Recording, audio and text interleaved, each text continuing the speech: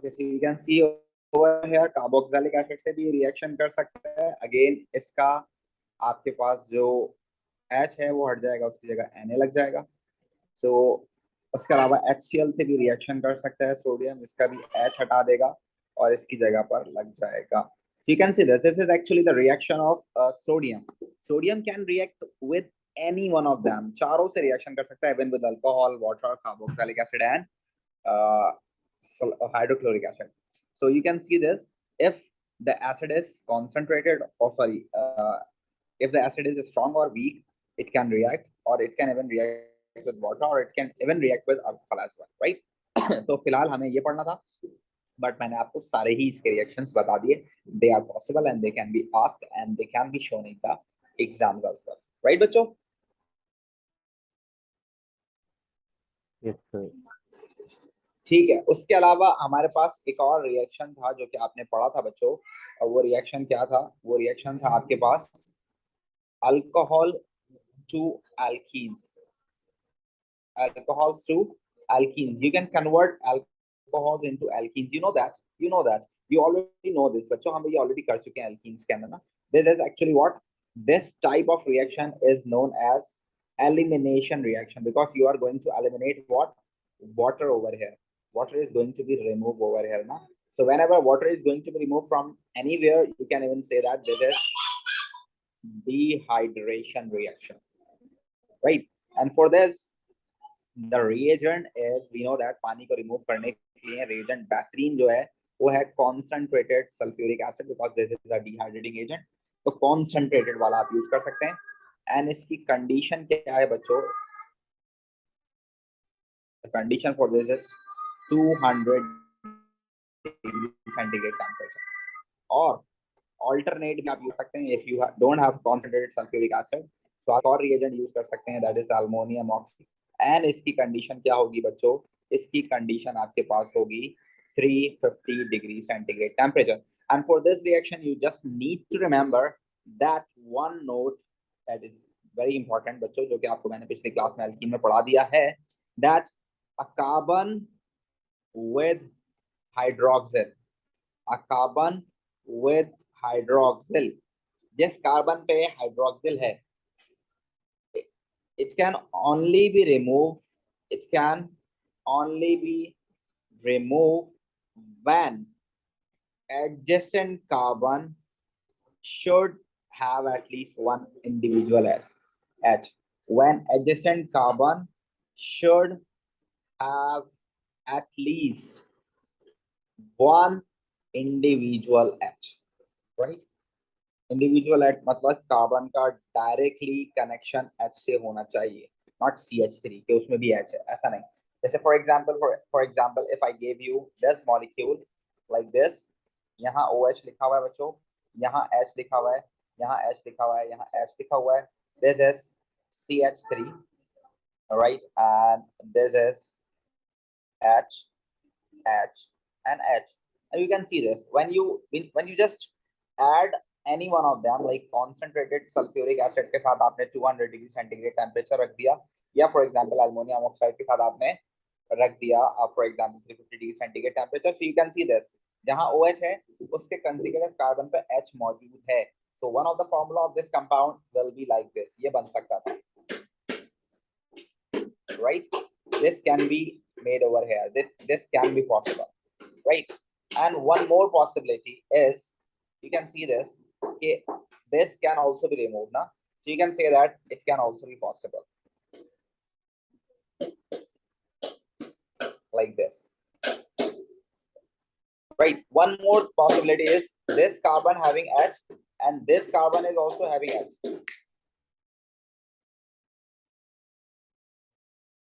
so one more possibility is this carbon double bond with hydrogen, and then there is CH3 and there is CH3, right? So we have three more possibilities over here, right? Sorry, we have three possibilities over here.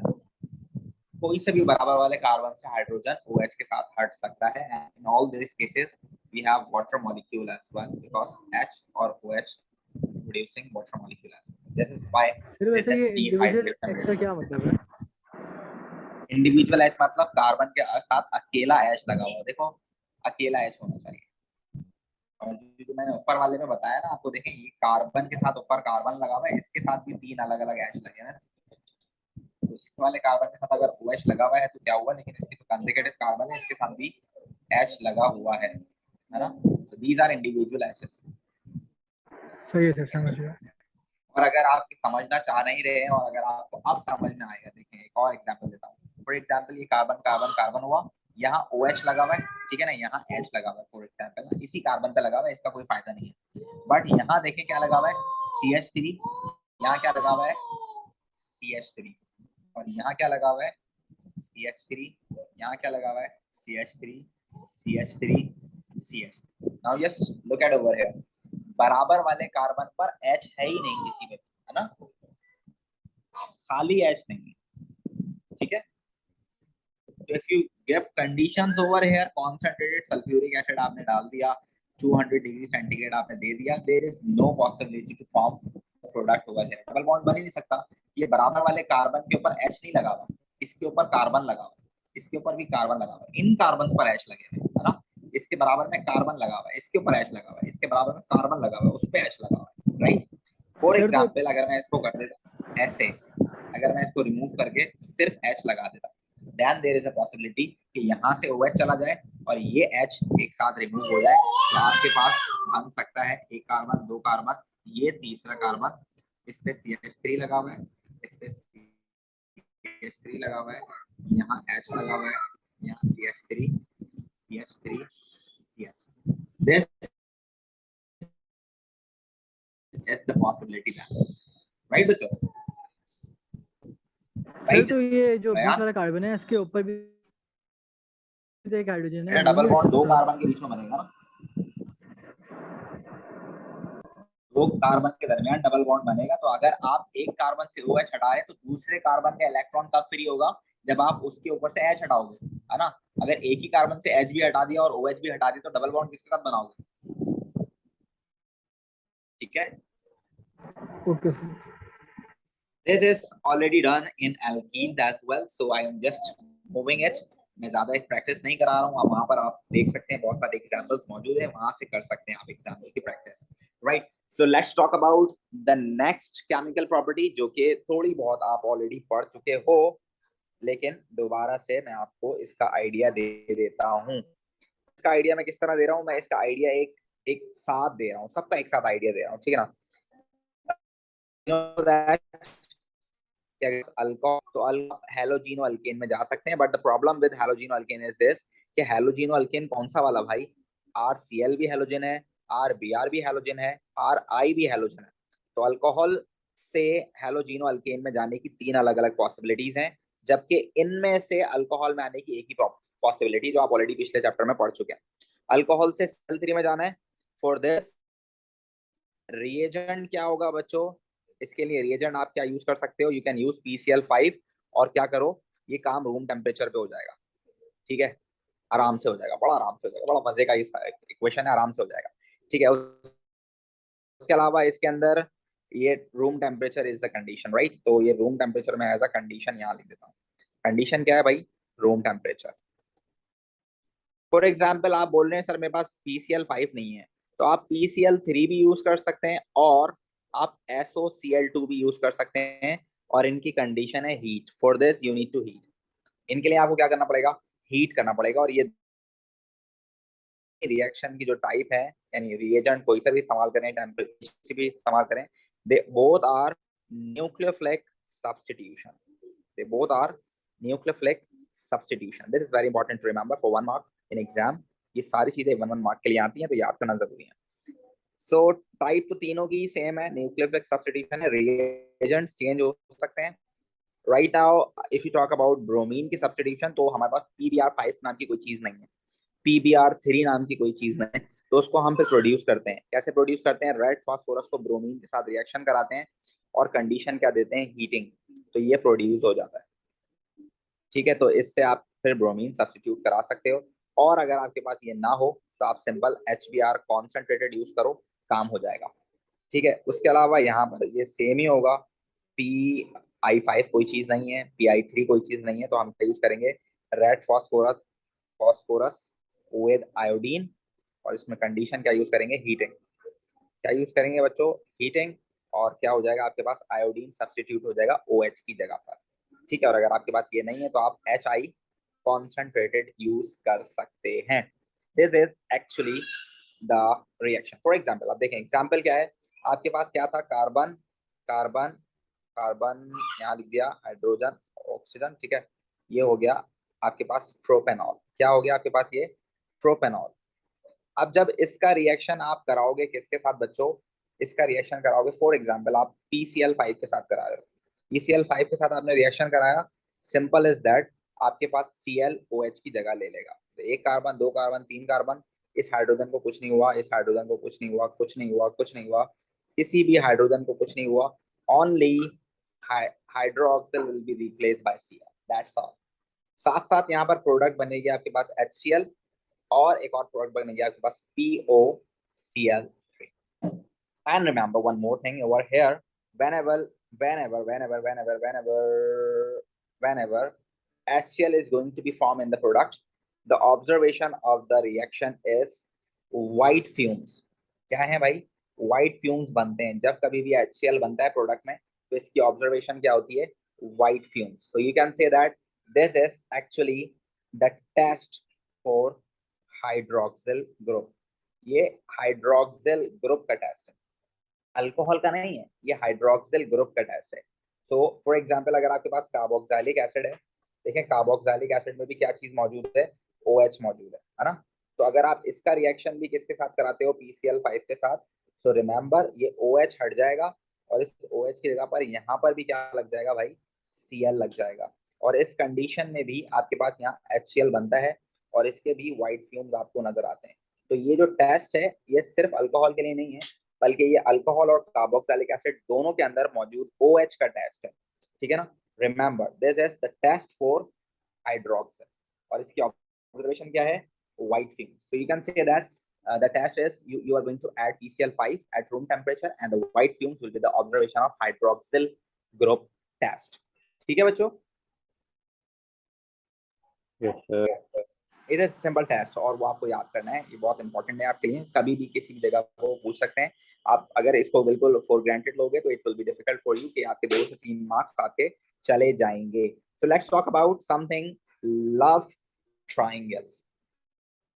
3 चीजों का triangle है ये, और इसको मैं कहता हूँ love triangle, क्योंकि इन तीनों के दरमियान ये जो लव है, इसको आपने पहली फुर्सत में याद कर लेना है। ठीक है, फॉर एग्जाम्पल आपके पास क्या है बच्चों, आपके पास है 2 कार्बन वाला अल्कीन, दिस इज व्हाट बच्चों, दिस इज इथीन। क्या है ये आपके पास इथीन है, right, this is ethene. Then आपके पास 2 कार्बन वाला अल्कोहल है, फॉर एग्जांपल आपके पास क्या है, CH3 CH2OH, इसका नाम क्या है बच्चों, एथेनॉल। ठीक है, देन आपके पास 2 कार्बन वाला हेलोजिनो अल्केन है, and this is bromo ethane. क्या है आपके पास, ब्रोमो इथेन।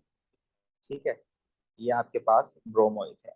तो यू अब तक जो आप लोग पढ़ चुके हो, यू गाइस नो दिस, कि अल्कीन से अगर मैं अल्कोहल में जाना चाहूं, अल्कीन से अगर मैं अल्कोहल में जाना चाहूं, so we know that I need to add water over here in the form of steam with dilute phosphoric acid catalyst, right, at 350 degree centigrade temperature and 100 atmospheric pressure, right, you already know this.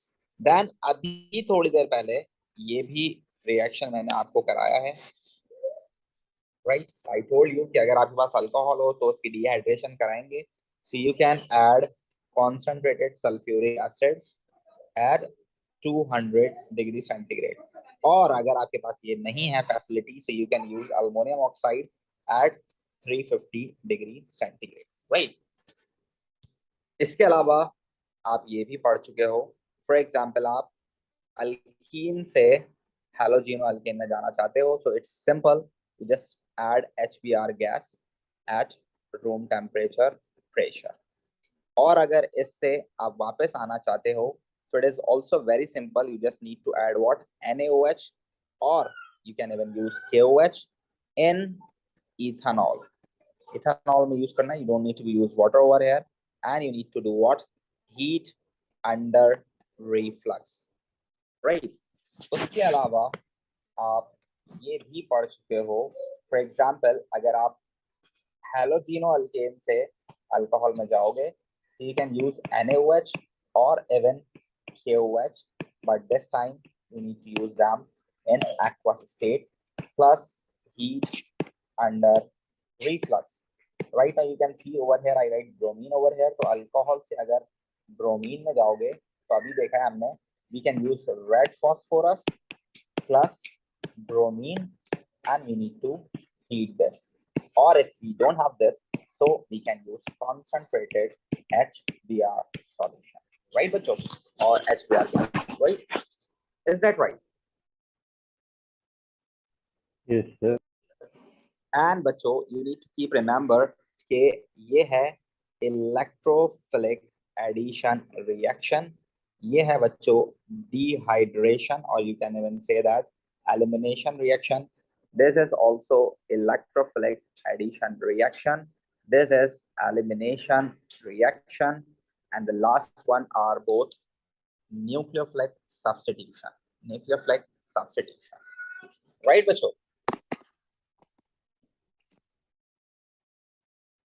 Yes, sir. So this is all about today's class. Inshallah, in the next class, we will talk about esterification and iodoform reactions of alcohol. Just take yourself. We'll see you again in the next class, Sir? and the recording will be uploaded sir ये later map on the बनाने दे